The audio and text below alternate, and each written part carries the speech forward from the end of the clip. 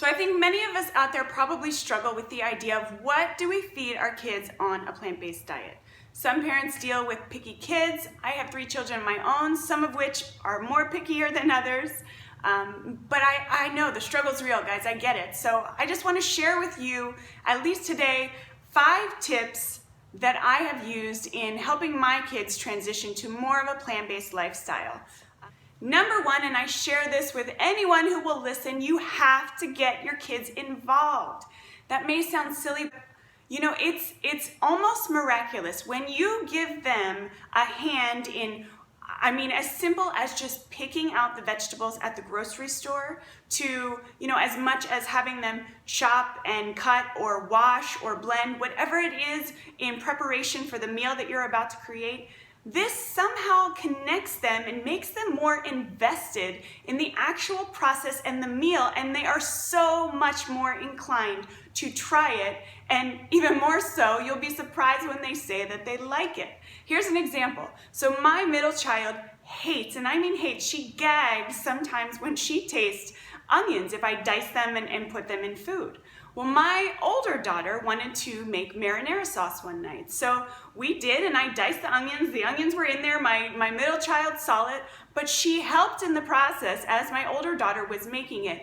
And I was shocked to see they literally were eating it out of the pan with a spoon. So again, it's just that sort of connection with the food that makes them so much more inclined to try it. The second way that I've found a lot of success in getting some more fruits and vegetables into my kids is with smoothies or freezy pops. So smoothies is pretty easy, right? You just blend up the fruits and vegetables, you know, depending on the ingredients, into it, and they drink it. Some kids, however, don't like smoothies. They just don't like the texture, and maybe they have had a bad experience, and so they just have written smoothies off completely. So then, this is your next best weapon. So this is just like a silicone thing that I got at IKEA. I find them everywhere now. I'm pretty sure you can also buy them on Amazon. Of course, you can get everything on Amazon.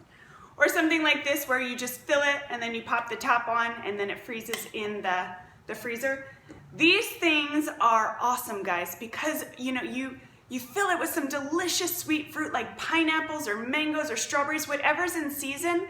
And then you just throw the veggies in there, whether it be spinach or, you know, carrots or zucchini, whatever it is. As long as that delicious sweet fruit covers up, you know, some of the flavors of the other vegetables that you're trying to hide, you're good. So fill them in the popsicle sticks. Wait till you've got a nice hot day. Have them go outside and enjoy, and you will be amazed at how they slop these things up as if it's ice cream. My kids get so excited about these as if they're a treat, and I love it because I feel fantastic about giving them to them. Number 3, sauces. So I gave you the example of the marinara sauce. So I've got a little bit smarter now because my middle daughter still sometimes struggles with the onion issue because, let's face it, I don't always have my 9-year-old make the marinara sauce. So what I have done, and I'll show you here, is that I simply saute whatever vegetables that I have on hand, whether it be mushrooms, zucchini, onions, bell peppers, whatever it is, you know, I'll saute it in a pan until it's kind of softened. And then I just add it in with the tomatoes and I just blend it. I have an immersion blender, which you see here, but you can certainly use just a regular blender, a NutriBullet, whatever it is that you have. Just blend it until these vegetables are broken down to next to nothing. So they have absolutely no idea that these vegetables are in your sauce. And here's a picture of some of my kids. They devoured it. Totally unbeknownst to them that it was chock full of awesome nutrients and different vegetables that they normally would stick their nose up at. Number 4 is actually treats, and I have found ways to incorporate things like tofu or a lot of different nuts and seeds that they may not eat normally, whether it be flaxseed or chia or hemp seeds. Those are awesome examples of things that are loaded with fiber and omega-3s and other wonderful vitamins and minerals, as well as things like almonds and walnuts, Brazil nuts, things that, again, that they might not be their first choice in a snack. So I use these things in We do protein bites as shown here. You know, again, you just blend it all up in a food processor with some dates, which are loaded with magnesium and fiber, a wonderful fruit that has a super rich, sweet taste, so it acts as the sweetener here and as the binder, and they just love them. They eat them up. Another great way is granola. You know, again, you can blend the nuts first if you think your kids might not want to see them, but you know, sometimes I'll just throw in like slivered almonds or things that have already been cut up a little bit, and I have a lot of success with that.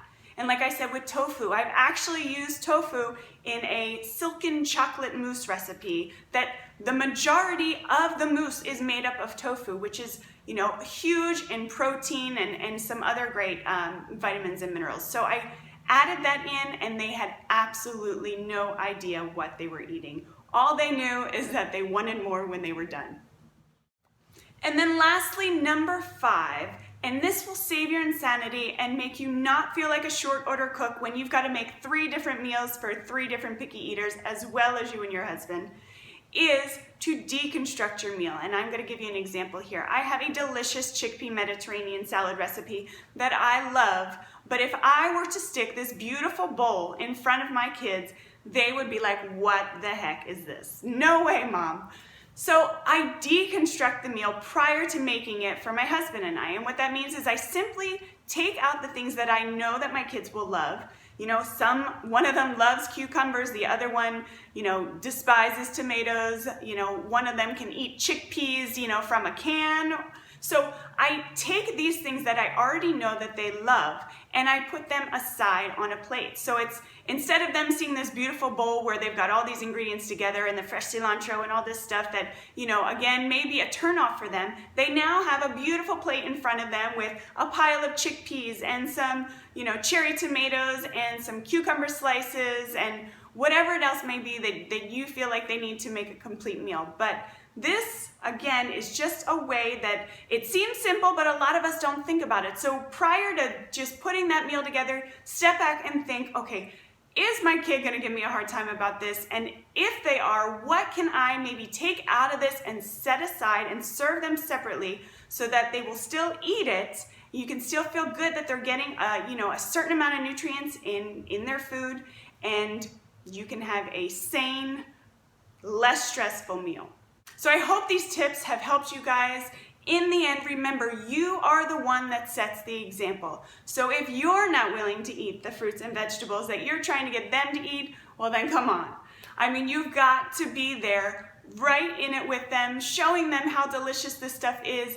And it may sound silly, but the ums and the ahs and this is so good, those really help, especially with the young ones. Again, you set the example. So I would love to hear your comments on other ideas that you need help with, or if this was at all helpful to you. And stay tuned for more of all things plant-based as I share with you my family and I's transition to a plant-based lifestyle.